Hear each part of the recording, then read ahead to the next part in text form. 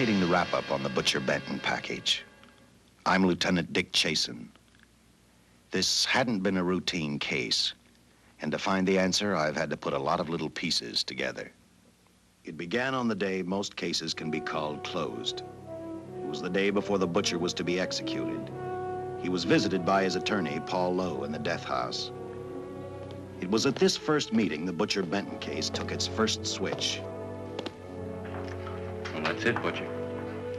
The evidence against you was so strong, the governor turned down your appeal. You're a rotten liar, Lowe. You started railroading me from the beginning of the trial. And now you're still trying to throw me curves. Look, I don't blame you for being edgy, but get this straight. I didn't double-cross you. I never worked harder for a client. You mean you never worked harder for a client to get him sentenced? You were a fool, Butcher. If you hadn't tried to double-cross Squeamy Ellis and Joe Marcelli, they wouldn't have turned state's evidence against you. But you had to get greedy. You wanted to keep the whole $600,000 for yourself. Well, the boys got sore, and I don't blame them. It was all your idea. You planned the whole job. You hired us. When you found out I'd staged the money, you decided it was time for me to die. You got those two crumbs to turn state's evidence on me. You stinking rotten mouthpiece. We both know that isn't true, Butcher. Now, look, what's the sense in not giving me the money? It's not gonna do you any good. Well, I'll have the satisfaction of knowing that none of you three crumbs are gonna spend it. What about Eva? Don't you owe her something? You tell me where the money is, I'll see that she gets your share. I've got a different idea. I'm gonna kill you and Squeamy and Joe. Then I'll take care of Eva myself. You thick-headed ape, you're gonna die tomorrow. Remember what I said. I'm gonna get you, all three of you. Even for you, Butcher, that'd be quite a trick. So long, dead man. Remember what I said. I'm gonna kill you, all three of you.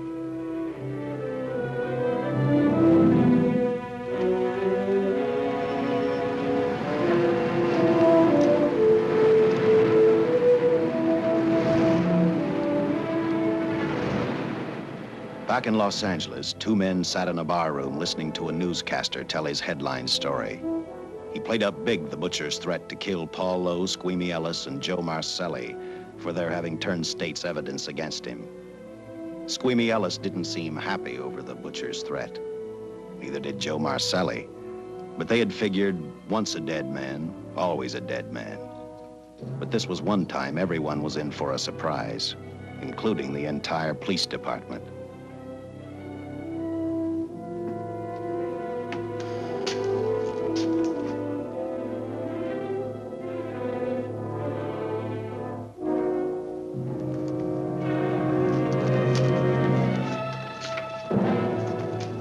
Seen the headlines, Captain? Teletype just came in from San Francisco. Butcher's execution is set for 5 o'clock this afternoon. And like the newspapers say, he still refuses to talk about that stolen money. Well, I still have hopes of coming up with something. That's what I dropped by for, Dick. With Butcher's execution, the department's marking it case closed. That means you'll be reassigned. I've spent a whole year trying to break this case. As far as I'm concerned, Butcher's death is just the beginning.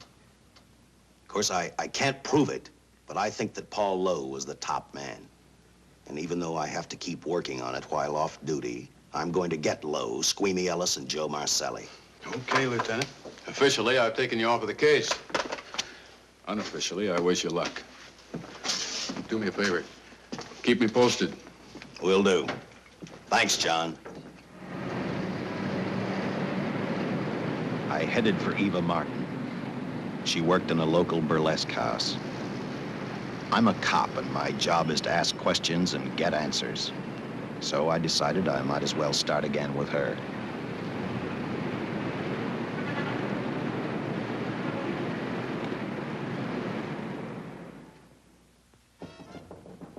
Come in. Oh.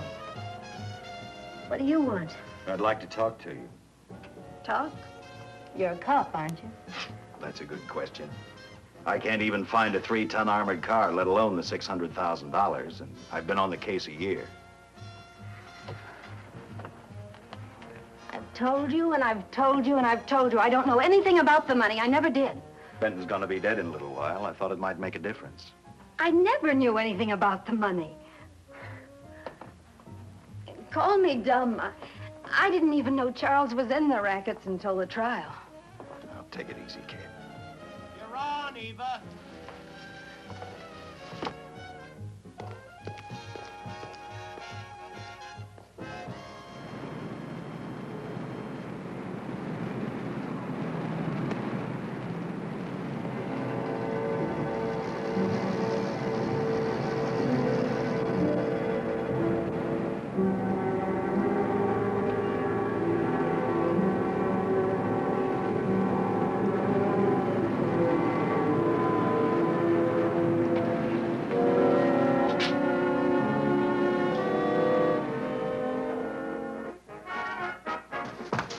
Honey, here's your wrap.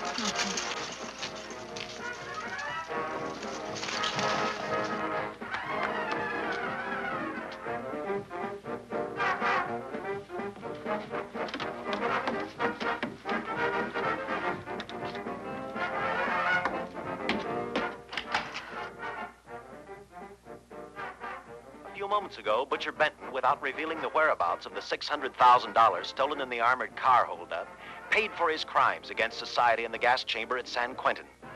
Now for a look at the international scene. Today... Come on, baby. Don't waste tears on Benton. I feel so badly about Charles. If I'd known, maybe I could have done something. How about a drink? We could both use one. An artist can't drink while she's working, Paul. Boy, see.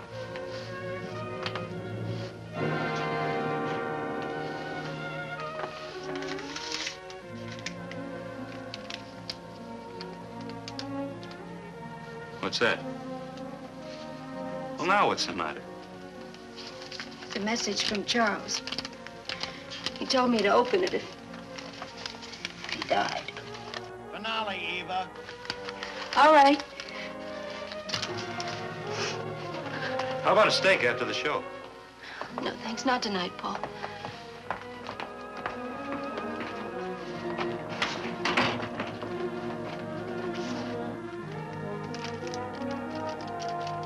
I didn't find out until much later, but Paul Lowe, in opening the letter the butcher had given Eva, found a map outlining a section of the city sewer system, and clearly identified was the spot where the butcher had hidden the stolen payroll.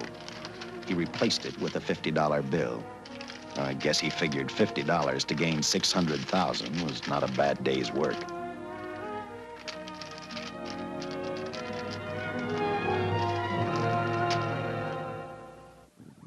And a few hundred miles away in San Francisco, the case took another switch, which turned the next 72 hours into one long, hideous nightmare. Dr. Bradshaw, a distinguished biochemist, was making preparations for a final experiment which he hoped would lead the way to a cure for cancer. He'd been successful with laboratory animals. The last step called for a human body. And Dr. Bradshaw's assistant quickly made a deal with a local mortuary and returned to the laboratory with the dead body of Butcher Benton.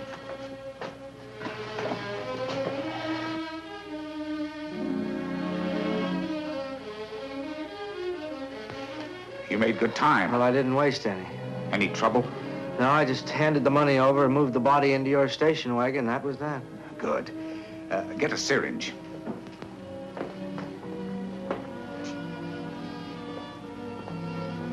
He's in good shape. Well, I hope so. We'll get other blood samples later. We'll run this one through fast. Right. Now wheel him into the machine and then raise him. Right.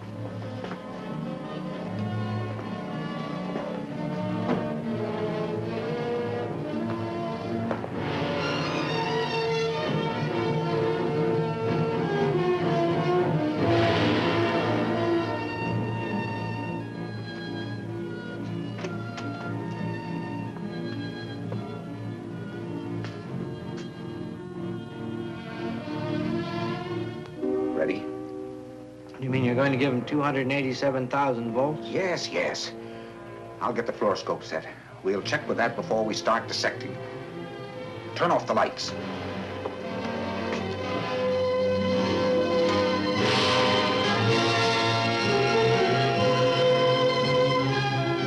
There you are, old boy. If you respond properly and my theory is sound, you'll be more famous dead than alive. Throw the switch.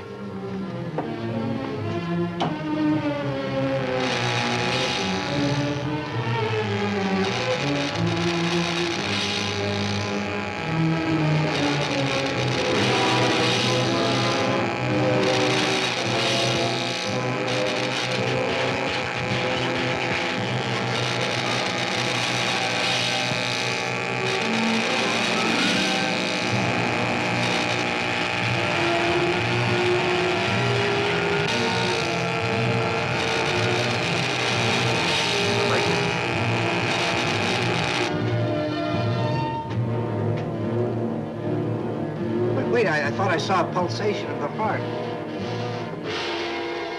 You're right. Dr. Bradshaw is beginning to breathe. You've brought this man back to life. No. The heart muscle has simply responded to a terrific electrical shock, that's all.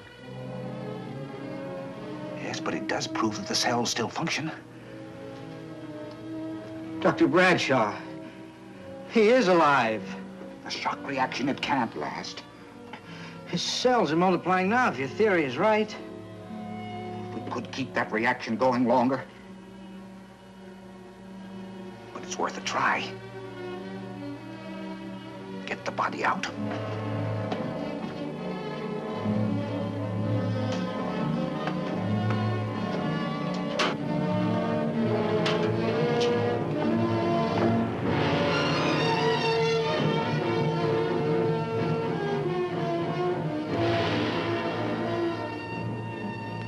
Get some adrenaline from the supply room. Some amyl nitrite, too. Hurry, hurry.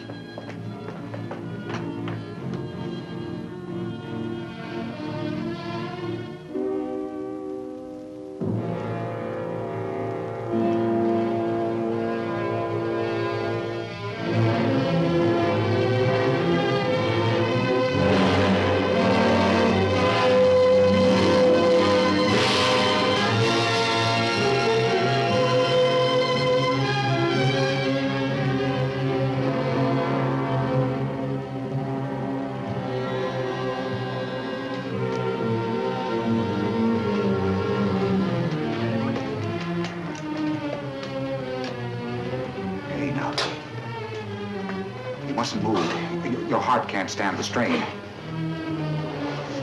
Now, you must lie still. Please, please. Easy now. Easy. Easy.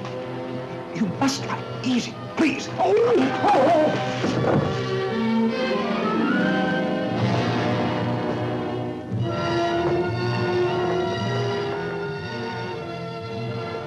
Dr. Bradshaw's experiment had given life back to the butcher. He tried to talk, but the electrical voltage had burned out his vocal cords. Yet it hadn't destroyed his brain. He knew who he was. He knew who he hated. As he stumbled about the room, I think he thought only about one: kill Lowe, Squeamy, and Joe Marcelli. The tremendous electrical voltage that Dr. Bradshaw had given the butcher had increased his cellular structure to the point where he was no longer a man. Dr. Bradshaw's experiment had created a vicious, brutal animal with an almost inconceivable amount of strength. Dr. Bradshaw must have believed the butcher's regained life would last for only a few minutes. Therefore, instead of calling for help, the doctor decided to handle his creation alone. Now, easy, Benton. Just relax. I'm a doctor. I want to try to help you. Do you understand me? You're in my laboratory. The execution was carried out and you were declared dead. I tried an experiment on you and brought you back to life, although I didn't intend that. Now, you've had a great shock. Now come and sit down. Now, be quiet. Now, come and sit down. Take it easy. That's the boy.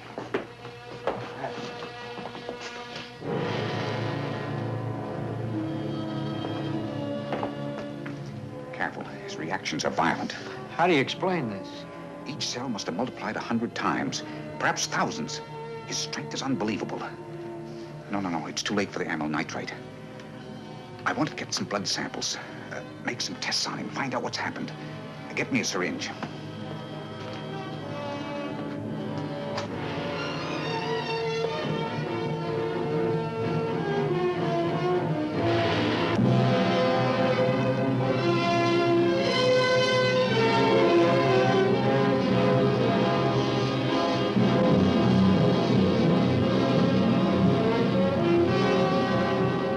Why won't the needle penetrate the skin? Tissue must be nearly a solid mass of cells. How are we going to get the blood sample? Surgically, perhaps.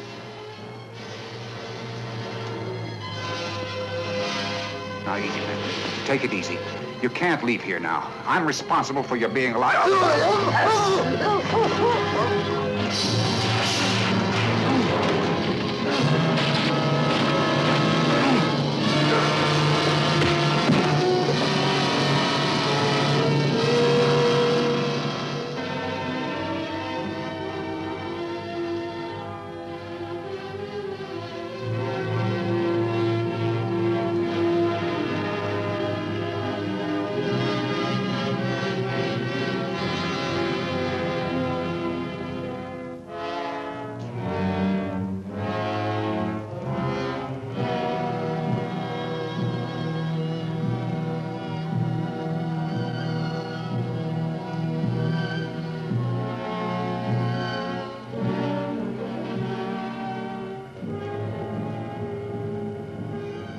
Towards the end of this case, Captain Lauder and I found out the doctor and his assistant had been murdered. But I'm getting ahead of my story. The butcher didn't know how he had been brought back from the dead, and he didn't care. All he knew, he was alive. Then this monster-made man started thinking about Los Angeles.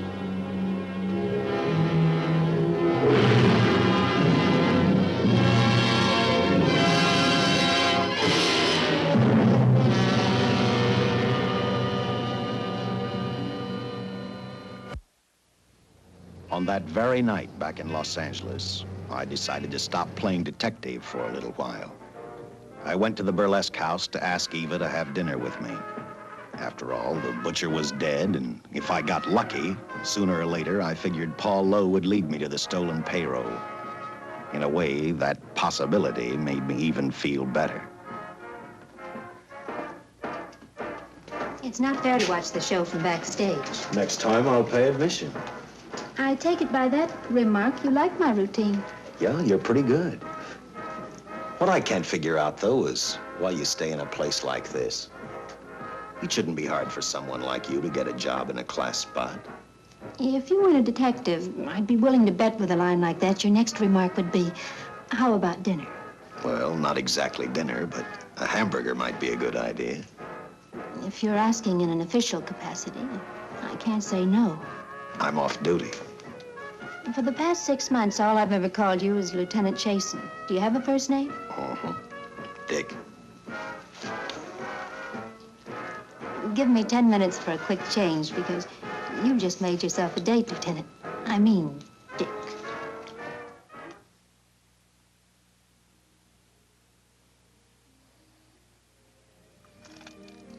You know something, Dick? I haven't had hamburger in the front seat of an automobile with a guy in a lot of years. Well, from now on, we'll do it more often. It's funny. I always figured a policeman wasn't really a human being. I mean, unless he was arresting someone or trying to solve a case, he was unhappy. Shows you how wrong you are. In fact, everyone on the force gets fed up occasionally with the job they do. Maybe we're more human than anyone else. We see so much trouble, we get to hate the word. But as long as the world's filled with people, there'll have to be men who enforce the laws. What made you join the department? Now who's making with the questions? No, honest, I'd like to know. Well, it's really a very short story. When I got out of the Air Corps, I knocked around for a while. Well, I went to work for an oil company. One day, I went back to college on the GI Bill. just before graduation, I noticed all about the police department exams. Seemed a pretty good thing to do with your life, so I took the exams, passed, then went on from there. If I ask one more question, will you give me a straight answer? Try me. Am I still part of the Charles Benton investigation? I mean, right now. I don't think so. As far as the department's concerned, when Benton was executed, the case was marked closed. But inside of me, that's not good enough. I don't follow you. Well, the $600,000 is still missing. And a fast-talking underworld lawyer like Paul Lowe is walking around a free man. Someday, no matter how long it takes, I'll get him and the money. Until I do, the Benton case for me is not closed. I give you my word, Dick. Charles Benton never told me anything about the money. Oh, I've been sure of that for a long time. But how did you ever get mixed up with anyone like the butcher? His trouble ever started just happened. I had a roommate who used to date Benton all the time. One day she packed and left for Chicago. Benton carried a torch for her, and he used my shoulder to cry on. First thing I knew, we were having dinner together, and a few weeks later, I was labeled by the police as this #1 suspect and Benton's girl, but it was never like that. I made only one mistake. I felt sorry for him. You mean, until he was arrested for the robbery and the killing, you had no idea how he earned a living? I know this is going to sound crazy, but I only went out with Benton a couple of times, and all we ever talked about was Madge, my old roommate. The last time I saw him, he tried to get too friendly, and that's when I told him he had the wrong girl. But like I said, I'd already made my mistake. What about the burlesque house? How do you two fit together? You sound like a lot of other people. I left a small town a couple of years ago because I won a beauty contest, and the first prize was a screen test. Da, da, da, da. After which, nothing happened? That's right. Only, it was pretty rough. And then one day I read an ad about girls wanted for a burlesque show. I auditioned and I got the job. You know something? It's like any other job. If you're looking for trouble, you can find it even in a schoolroom. Well, when the screen test didn't work out, though, why didn't you go on home? Well, first you have to have a home to go back to. My folks are dead, so Los Angeles was as good as any place else. I don't know about you, but I do 8 shows a day, and at this hour, I'm bushed. I know what you mean. Mind if I drive you home? No. And I'll tell you something else. I haven't minded anything about tonight. Not even the hamburger. I kept playing tag with Lowe. He made 4 telephone calls. 3 of them didn't interest me, but one did. The one to Joe Marcelli. I watched Joe head for his meeting with Lowe, and for some unknown reason, I began to get the feeling that this case was finally about to explode in my favor. You see what I mean? Well, look at that, will you? I seen him stagger on 2 legs, but he's doing it on 4. Shut up, you flea bag. Well, look who's calling names. At least I ain't a squealer, a stoolie. Ha! I warned you before. All right, Harry, that's enough. I'll take care of him. I want to talk to him. Okay, Mr. Lowe. With any future business you've got with this psycho, take care of it upstairs in your office.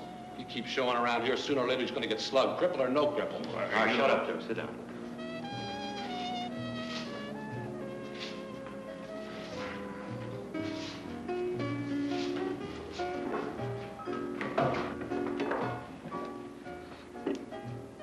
I need a shot, bad. You'll get one after I've talked to you. You sober enough to understand? Yeah, I run out of dough. No wonder. Look at you. You used to be the best torch man in town. Now I don't think you could crack a safe if you knew the combination. No jobs. Nobody wants me since I turned stakes on Benton. That's your doing. You taught me. All right, quit crying. I got a job for you. If you can stay off that stuff long enough. You know I can if I got a job. How much? What is it? There's $2 grand in it for you. Where? Right near where he pulled the job. Interested? $2 grand ain't much out of 600,000. There'll be other expenses. Besides, that money's plenty of it. Now, you want it or do I get another boy? I'll do it. How soon do you want me to go to work? Set it up for tomorrow night. Call me before noon. I'm going to the races. 1. And that's all. The job's over.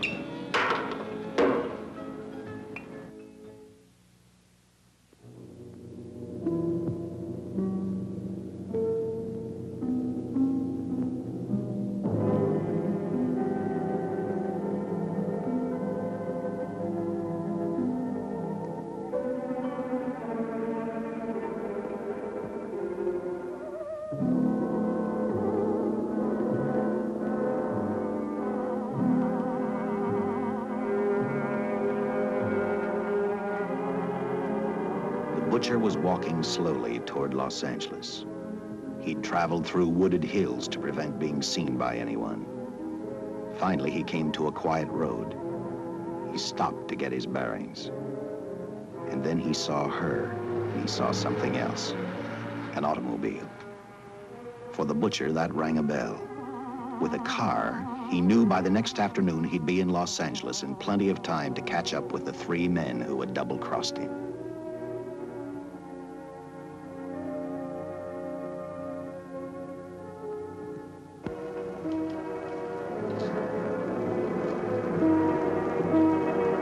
Well, see, you're a real gentleman to be helping strangers in distress. I hope you don't mind me using the babe here as bait. Quite a dish, isn't she? But that's what she gets paid for. Bait, that is. Yes, sir. She's a real shaker artist of my outfit. Carnival man myself. Just call me Connie.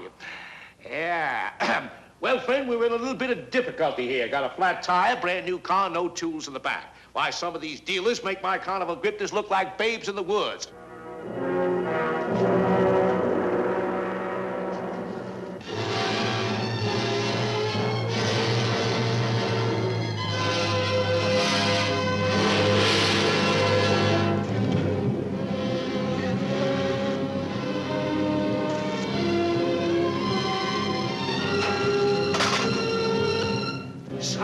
Holy. Say, who you with, friend? Let it down. Let it down. No matter who you with, friend, believe me, I can do better for both of us. I'll make a fortune for the both of us. Oh!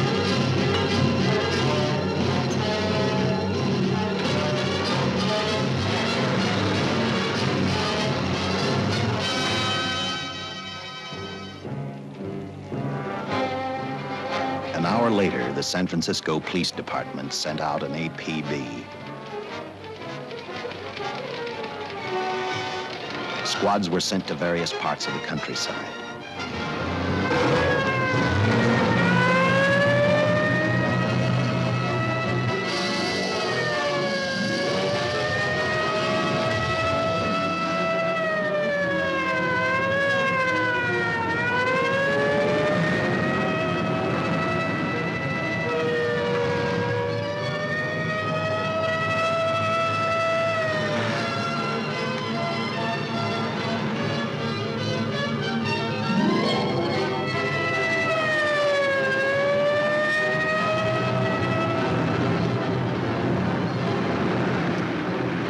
Roadblocks were thrown up to catch the cold-blooded killer the hysterical girl had described. Each squad kept reporting back to Central Headquarters, and each of their stories was the same. So far, none of them had spotted the car the killer was driving. Orders were given to shoot to kill, because from the girls' further accounts, they realized they were dealing with a maniac.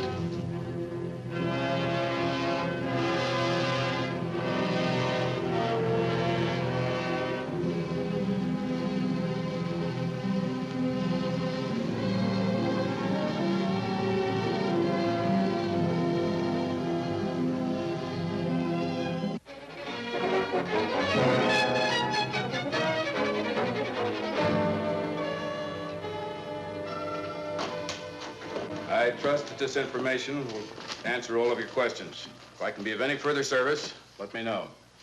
Sincerely, J.I. Louder, Captain Police, L.A.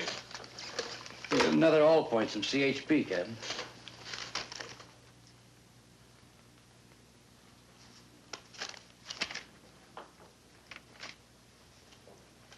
These reports sound like they come from a bunch of loonies. You sure do. There it is. Sergeant. Yeah. I want Lieutenant Chason to look these over as soon as he comes in. All right, Captain. The next morning, I read the stories of the brutal murder of the 2 police officers. I also read the witness's statement about the bullets having no effect upon the killer. I felt sorry for the witness, and I thought about how easily a person's mind can become confused when suddenly they receive a brutal shock. I didn't believe a man existed who could not be stopped by a slug from a .45. Good morning, Captain. You and the rest of the force are going on 24-hour duty. Seen the headlines? You mean this guy that's running amok up north? Yeah, the latest report, he's killed 2 police officers. Made a getaway in a green coupe heading south. I've got a hunch this killer's gonna be our baby.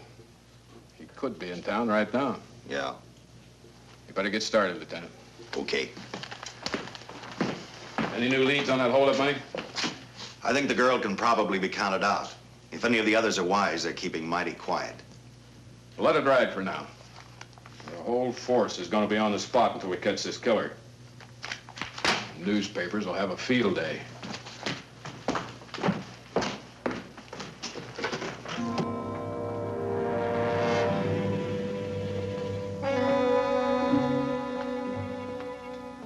We were wrong about 2 things. The killer was already in our city, and we didn't know he was Butcher Benton. He headed straight for Eva Martin. He went to her dressing room to get back the map he had left in the envelope with her. He wanted first to check his money, then catch up with Lowe and the others.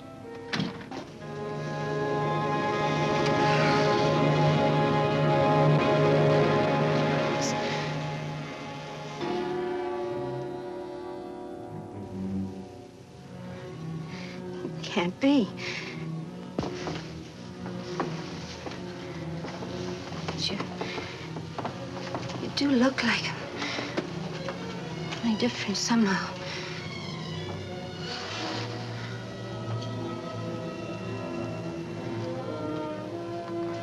It is you.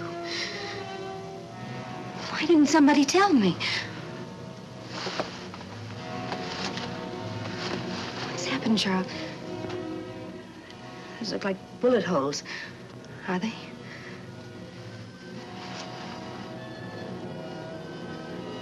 There isn't even a mark.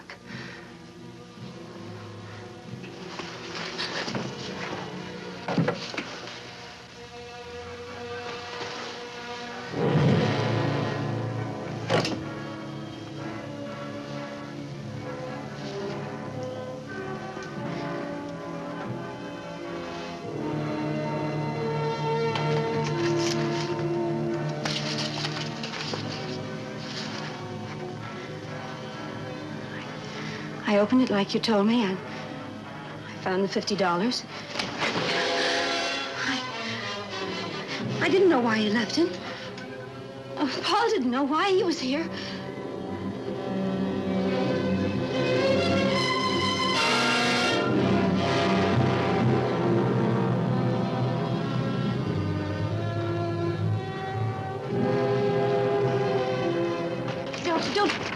Don't play crazy. The name of Paul triggered his hate. He left her dressing room and started for Squeamy Ellis and Joe Marcelli's place. Because he knew, with them out of the way, Paul Lowe couldn't open the strongbox where the money was hidden. He thought of Squeamy and Joe first. He was saving Paul Lowe for last.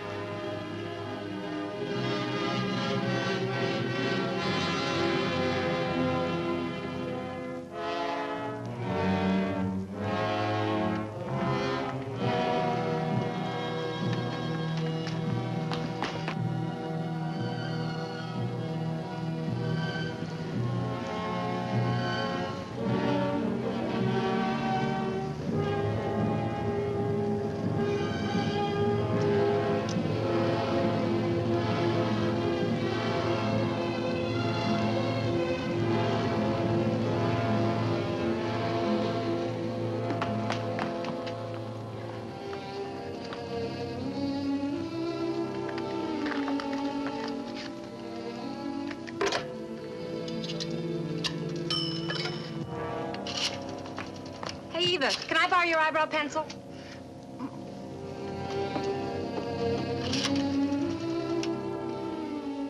Operator, get me police headquarters.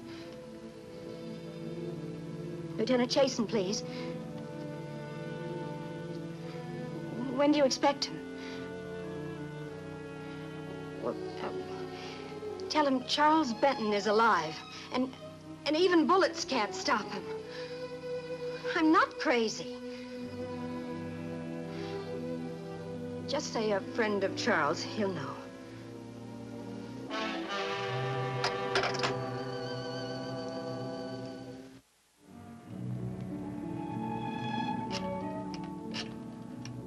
After leaving a message for me, Eva telephoned Squeamy Ellis.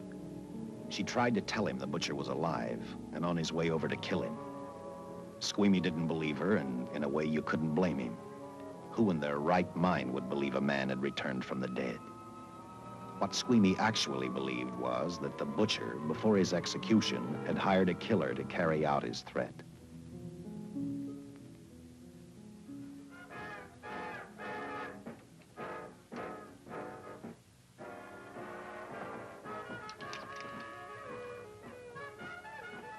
You sick? What? You don't look so good to me. 10 minutes, Eva. All right. Say, Eva, I could take over the matinee trick for you. What? It's easy. Look, Eva, I can do it. Scabba-doo-doo-doo. Oh, Francine, I just thought of something. Yeah? Eva agreed to let Francine do the show. She hoped she'd be able to interrupt the butcher before he arrived at Squeamy's hotel. Or, failing that, at least be able to warn him to stay out of sight. You wanted me, Captain? Yeah, I just had a rundown on those fingerprints of the stolen car up north. We got nothing on the driver who was killed or the woman with him. Take a good look at these. There's something funny about these. Yeah. The boys in the lab can't figure it out either. Those are the killers. They were found on the steering wheel. Looked like they'd been stamped in with a steel die. They sure do. These are Butcher Benton's. What? Well, they look the same to me. How do the lab boys explain that? They don't. Their best guess is a twin brother. An identical twin could have the same pattern of whorls with only slight variations. Ever hear of the butcher having a twin brother? No. Even if he did, it wouldn't explain these freak prints. You didn't pick up your message, Lieutenant. Some wacky dame calls you. And she says Charles Benton is alive, and bullets won't stop him. If we buy the twin theory... Who was she? Where'd she see him? Well, she wouldn't leave her name. Sounded kind of hysterical to me. Said she was a friend of the butcher's. Eva Martin. Get over at the Follies and see what that girl knows. Yeah. Some guys have all the luck. I never drew an assignment to the Follies.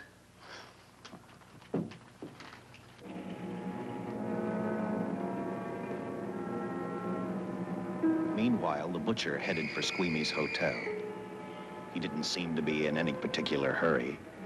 Actually, he seemed like any normal person, on his way to work or on his way home.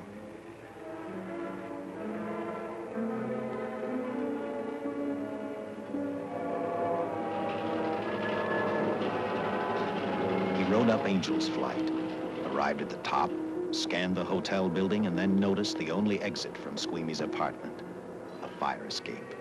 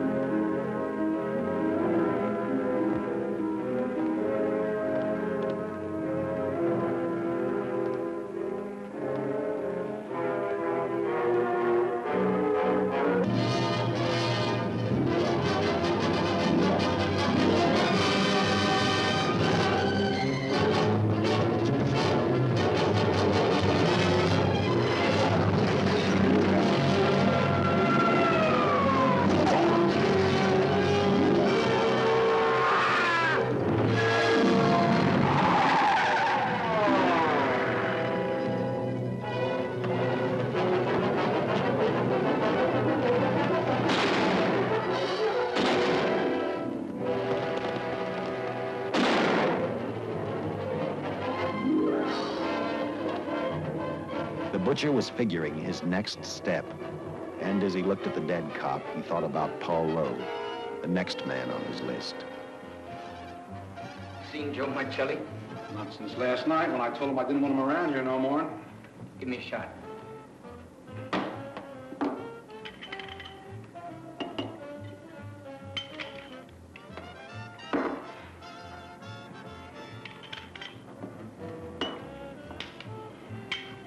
Look, I need help. Just found out that Benton's hired a killer to get me. He's after Joe, too. Well, then drink up and get out. I don't want no trouble around my place. You're a real pal. Drink up and get out, I said.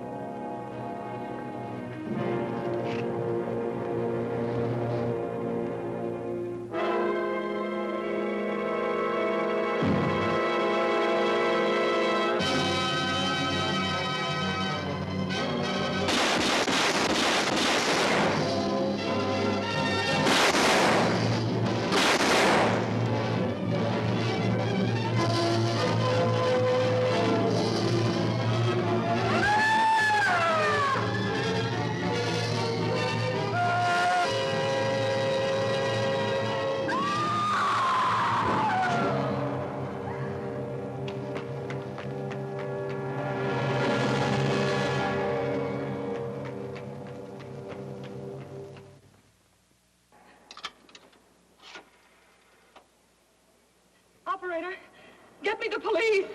Police! Yes!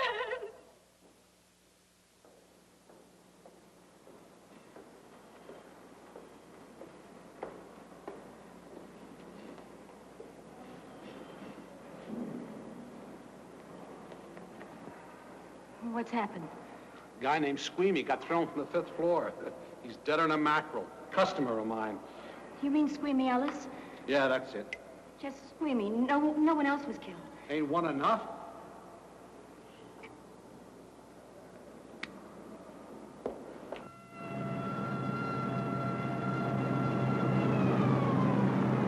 I tell you, the bullets never even phased him. He must have been wearing a bulletproof vest. God help us when the papers get a hold of this. Keep an officer on duty here till you hear from me. We'll get a stakeout on Joe Marcelli. I'd like to talk to Joe. Lauder, I'm going to call San Quentin. Suppose Benton is alive. Every available man's been put on the case now. Yes, sir. All right. All right. Anything new? Report on Dr. Bradshaw, owner of the station wagon. The San Francisco police located his laboratory in the basement of an electrical power receiving station. Bradshaw, what's he know? He's dead. And another man, too, his assistant. The lab is a shambles. But now we're getting some action from San Francisco. Benton's body never arrived at the mortuary where it was supposed to go. An attendant there finally broke down, admitted he picked up some quick cash by handing the body over to a man he was unable to identify. The man was driving a station wagon. Blast it, man. The chief's on my neck, and the commissioners are on his, and the mayor's on theirs. Now, am I supposed to tell them that our killer is a dead man? They found a notebook in Bradshaw's lab. It ties his experiments in with a Professor Dwiggins at Caltech. I hope to hear from Dwiggins soon. Captain, report from the valley on a hysterical woman. Reports the presence of the killer. There's the location. Let's go.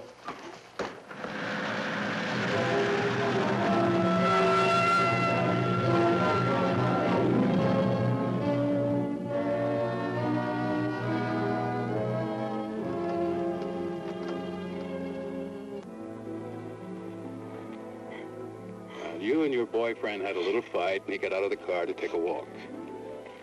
You noticed that he walked down toward the sump area in the direction where you'd seen those lights a short while before. What happened then, miss? Please try to tell us. Well, I just sat there a few minutes, I guess. I was pretty mad. Then there was a loud crash, like heavy metal, sort of, from down here. I got out of the car to get a better look. I heard Jimmy cry out something. I couldn't make out the words. Then down here, in a patch of light, was Jimmy. And coming toward him was this man. Big man. Lifted Jimmy up over his head like he didn't weigh a thing. Jimmy screamed. Just once, before he broke Jimmy's back. I heard it snap, not far away. Then I started running till I found this house. They let me use the phone. Thank you, mate. We'll see that you get home all right now. O'Malley, see that the young lady gets home all right. Paul Lowe, while driving to his office, heard a radio commentator report the murder of Joe Marcelli. And what shocked him most was when the broadcast identified the killer as possibly being the butcher. Lowe headed straight for Eva Martin at the Burlesque Theater. Oh, you gave me a start, Mr. Lowe. What are you doing here? Where's Eva? Oh, I'm taking her place. I'm going to wear her costumes. What's it to you? I asked you, where's Eva? Hey, don't get physical. Well, watch your tone of voice, Buster. I told you. Little Eva isn't here. I could see that for myself. Where is she? She's at police headquarters. That's where she is. Yes, sir. No, sir. Captain Lauder's still with the mayor. The killer dropped out of sight. He was last seen in the Hollywood area. Yes, sir. We know he's dangerous. Every angle's being covered. Yes, sir. I'll tell him.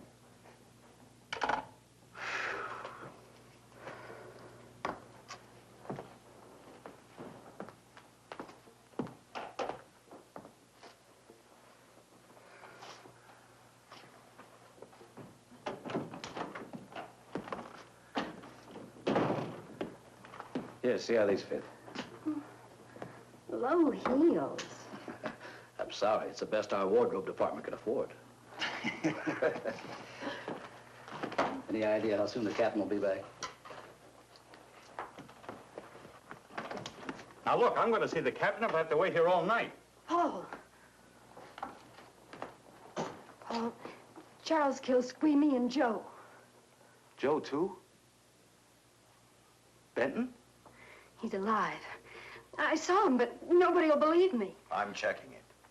My guess is whoever killed them is on the trail of the money, Lowe. Now, maybe you better start talking if you know anything about it. I don't know anything. Did the butcher have a brother? No, no brother. It was Charles. I saw the tattoo on his arm. Look, I demand police protection. Where's the money, Lowe? You heard me. I demand protection. I know my rights. We put stakeouts on your office and home. Well, that's not enough. It's enough as far as we're concerned.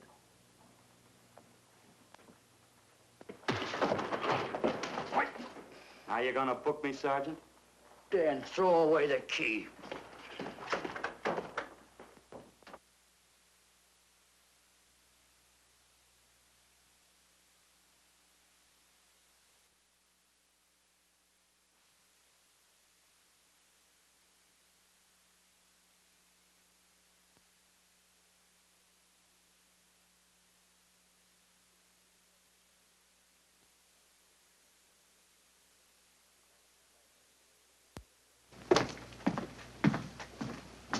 Thank you. Come up with anything yet, Dick? Oh, we've checked every hotel, motel, and rooming house in town. We've run a cross-check on every hangout Butcher ever used. Net results, blank. This is incredible. We not only discover a dead man turned killer, but it's beginning to look like he plays ghosts, too. He's somewhere in this city, and if we have to take it apart brick by brick, we've got to get him. I may be way off, but I think Paul Lowe could tell us a lot. Maybe, but it's a cinch he's not going to. Well, suppose he had no alternative. You better grab some coffee. Your mind's beginning to play tricks on you. No, now, wait a minute. When Lowe came to us for police protection, it was because he was scared stiff the Butcher would add him to the list of Squeamy Ellis and Joe Marcelli. Go on. It figures, too. When he slugged the sergeant, he knew we'd book him right away. Oh, this Lowe's a pretty cute character. But we can play the same game. You mean we'll threaten to release him? Well, not exactly. You tell him you realize that he was excited, that throwing the punch was accidental. Tell him we're not going to make a charge, that he's completely released. Lieutenant, you know we can't do that. Lowe made his first mistake when he hit the sergeant, and that'll get him a year. As far as the department's concerned, at least it's a small victory.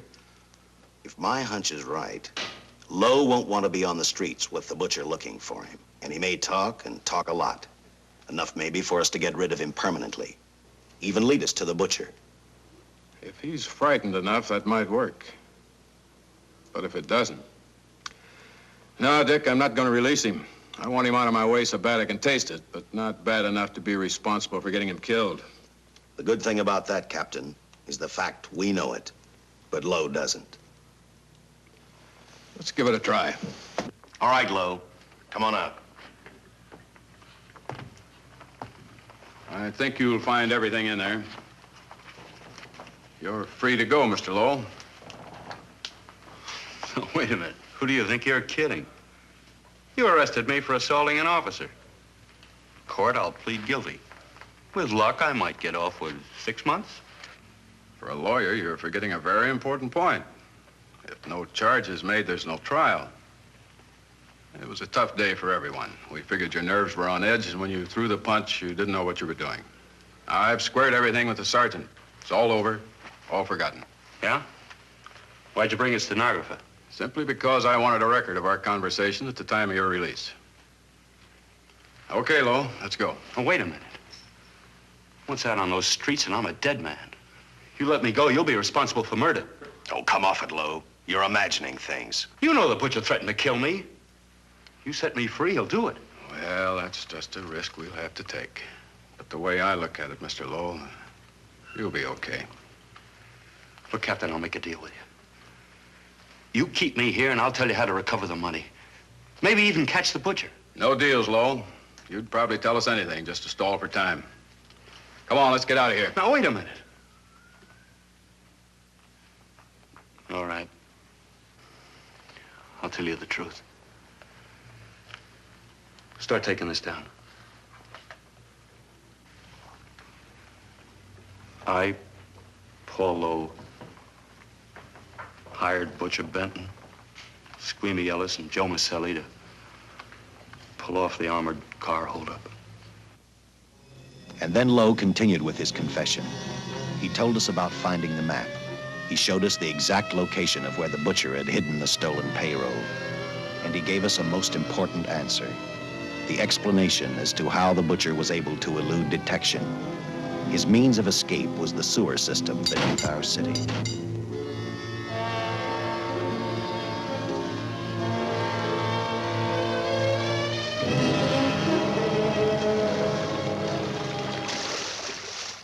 The department went to work fast. Every police squad in the city was detailed to cover a specific area. Every entrance and exit to the Los Angeles city sewer system of 700 miles was covered. Captain Lauder and I, along with several other squads, headed for the entrance where, according to the map, Butcher had hidden the money. Our job was to stop him, and that made me think of one specific question. When we found him, could this monster be stopped? I, for one, wasn't sure.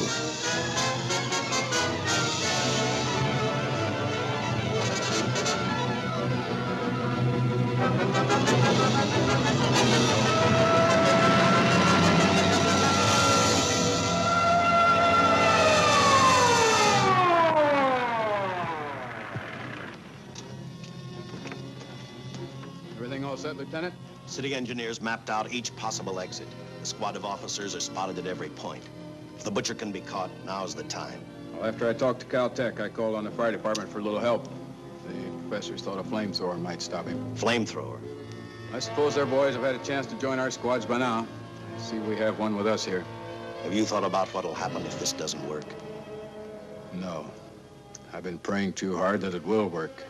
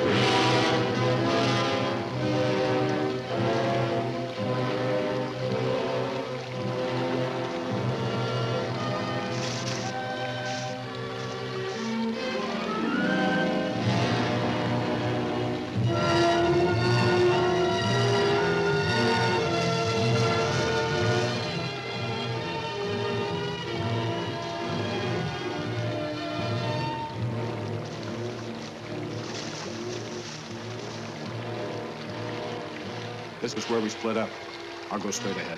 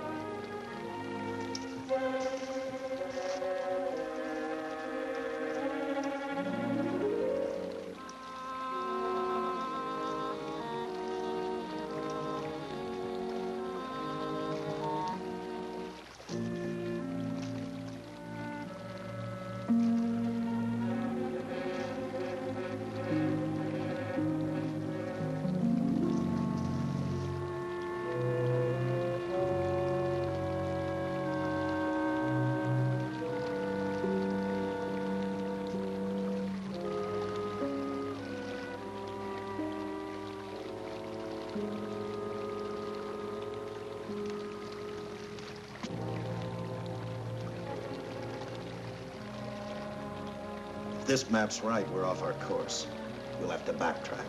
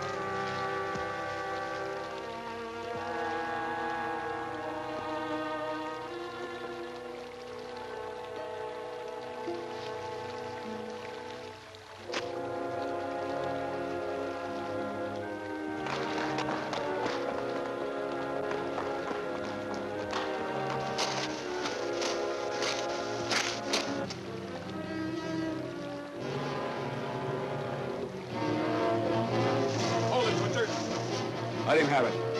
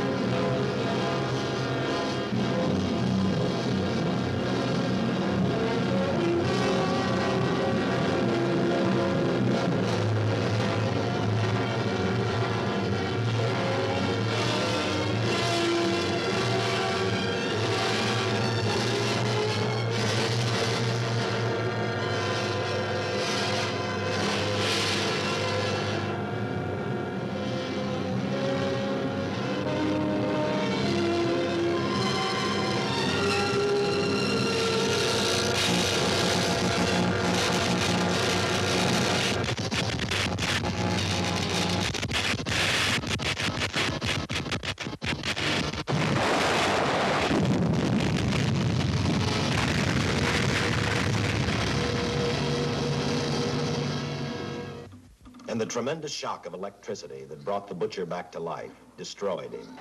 The $600,000 stolen in the armored truck robbery has been recovered. Case closed. Well, here are the scientist's comments for your records. I had to fill in a few spots with my own guesses, but I guess that's about the size of it. Did you get any sleep? Oh, some. Not much.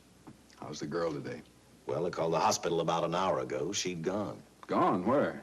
Well, she told him she was a working girl and that she'd been away from the job too long already. Quite a girl. Yeah. Say, how about that time off I've got coming?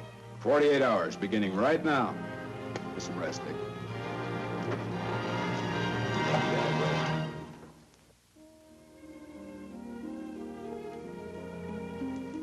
know something, Dick? The past 72 hours seem like a bad dream. That rest in the hospital today really gave me a new lease on life.